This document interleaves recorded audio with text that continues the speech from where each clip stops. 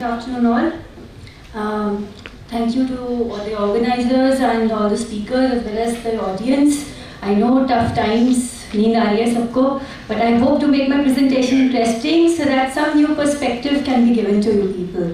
So, since I'm going to speak on Buddhist diplomacy and since morning we've been hearing that Buddhism went to Southeast Asia and it went as a civilizational order and all that. However, I would like to give it a diplomatic perspective in the sense that why Buddhism was accepted into Southeast Asia and China as others. Was it only a civilizational linkage or was it a diplomatic end to it?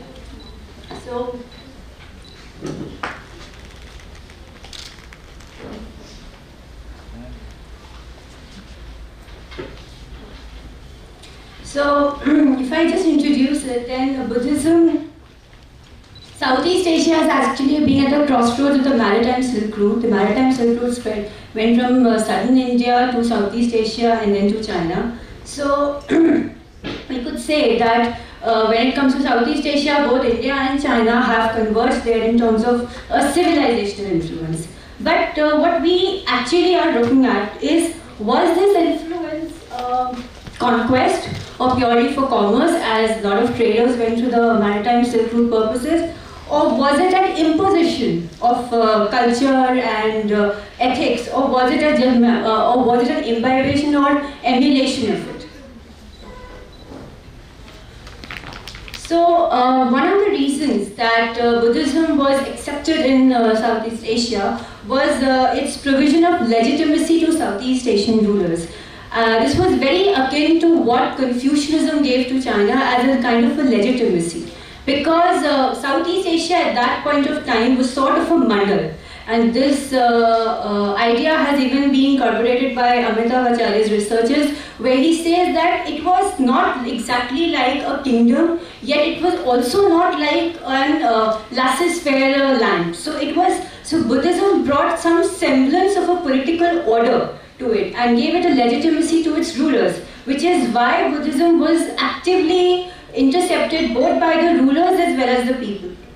Secondly, it was the glorification of Indian Buddhist rulers. The Indian Buddhist rulers at that time, Emperor Ashok, the Mauryan Empire, they were all looked upon by the rulers of the Southeast Asian in the sense of how they managed their country, how they managed their kingdoms, which actually gave us the sense that maybe Buddhism was a factor in promotion of their management of the magnitude of the land of the kingdom they had. Third, Buddhism, in whichever land it went, including China, it never cancelled out the traditional culture, the local culture, which is one of the major factors why it was well accepted by wherever it went, because it assimilated itself with the culture of China or Southeast Asia, and this is very evident in Southeast Asian architecture, which is significantly different from whatever you see in India or in China or any other places. So these were the factors, which is why Buddhism as a diplomatic effort was accepted by Southeast Asia. In fact, I should not say effort, as a diplomatic tactic got accepted without any effort.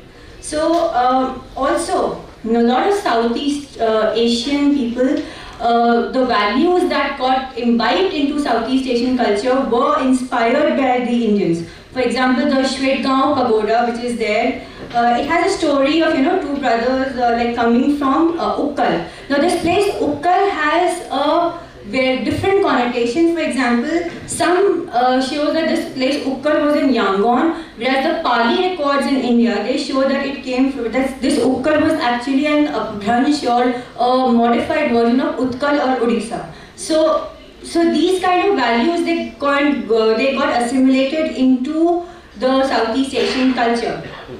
Also, the idea of having a personal salvation was really captivated both the Southeast Asian rulers as well as the people. So Buddhism was a very big offering to it, that no matter who you were, whether you were a king or you were a commoner, you could achieve personal salvation through adoption of Buddhist practices, which was actually a way for commoners to also rise, above a certain level and believe that they too can achieve something, even if they are born as commoners. So these are the factors because of which Buddhism got imbibed into Southeast Asia. Now, these are some of the ancient cities I've mentioned, which were as important MSR, maritime silk trade routes of Southeast Asia. First was Srivijaya. Srivijaya was a very big center of Vajrayana Buddhism, and Vajrayana Buddhism was one Buddhism that was very much popular both in China and India at that point of time. So Vajrayana Buddhism, it was there, and during the 7th to 13th century, I Ching from China, he collected a lot of Buddhist sculptures from Nalanda, but he translated them sitting in Srivijaya because it was more helpful for him to translate it. So translation sources in the sense that access to Chinese as well as the Indian people helped him. So I Ching was one of them, and in fact this translation that was done by I Ching spread to both West Malaysia and even southern Thailand. So Srivijaya had a lot of trade agreements with the Tang and Song dynasties of China as well as with Pals of Bengal at that point of time. Then Champa, which is in Vietnam, it was also strategically located. It had good contacts with both China and India. And though Champa was very dominantly influenced by Hinduism, but Buddhism did find its place there. Then Borobudur. Now Borobudur has carvings of Lalit Vistar and Gandavyuha. Now this Gandavyuha is actually a story of a young boy, Shudwan, who went who has actually gone in search for his certain quest. And this was gifted to the Chinese king as a Sanskrit version from Champa. From Borobudur. So this is a kind of interaction that has happened between both India, China, and Southeast Asia with reference to ancient Buddhist diplomacy that pervaded in all the three hemispheres.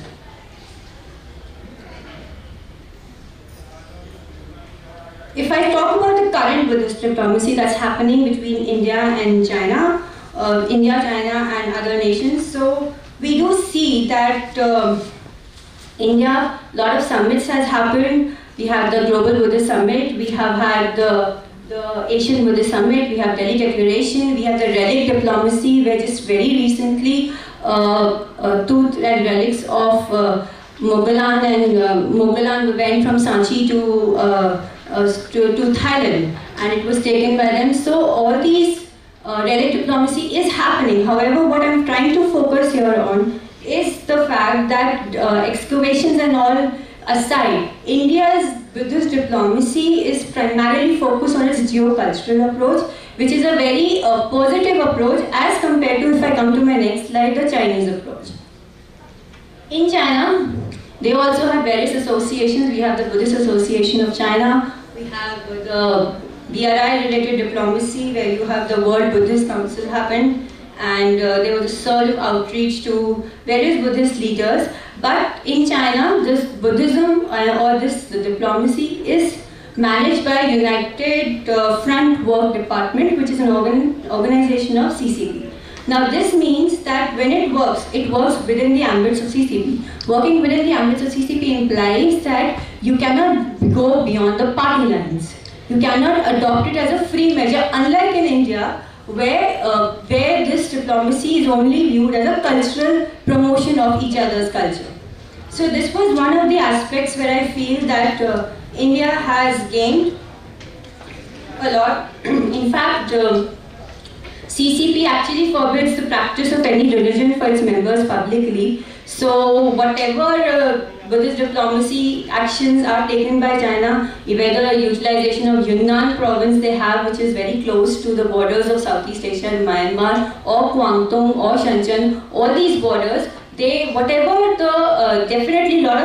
a geo-economic approach where they infuse in a lot of money, where they infuse in a lot of infrastructure. However, the approach is solidly geo-economic. And since Sir is asking me to conclude, I will just skip to whether it is soft power or influence operations. As I have mentioned, it was community of common destiny, and these are some of the states that China adopts, calling it that because of the underperformance of state administration of religious affairs, it actually went to United Front Work Department. However, what I want to focus on is that where does India have a slighter edge than China over this aspect? Now, despite a lot of infusion of money by China, what the factor that helps us actually is that we have a lot of Theravada practitioners in India, unlike China, which has Mahayana Buddhism. So that is one aspect where India scores over China in terms of Buddhist diplomacy. Secondly, the monks in Southeast Asia. In fact, I just could go back to my previous slide, where I have given how Southeast Asian actors play a role, in which Thailand plays a major role, because the monarchy is very powerful in domestic politics, and because of which there is a lot of cultural affinity also, both with Hinduism and Buddhism. Plus, monks out there, they are more outspoken on issues. Like in Myanmar, there was an opposition to Chinese funding, and Cambodia, Laos, they are having a revival, though they are still under the influence of the Khmer Rouge regimes and the Chinese sphere of influence. However, Thailand and Indonesia and Myanmar, they being the bigger states of Southeast Asia, they do play a very important role. So options for us lies that we, since we focus more on spiritual development over political loyalty, something that Chinese wants to develop, it should develop within the spheres of the party line, is something that we are not advocating. Hence, I think that if we go the way we are going and infuse more sincere efforts into it, we will be able to come out with a much better diplomatic effort with better and long-standing results as compared to other countries. Thank you.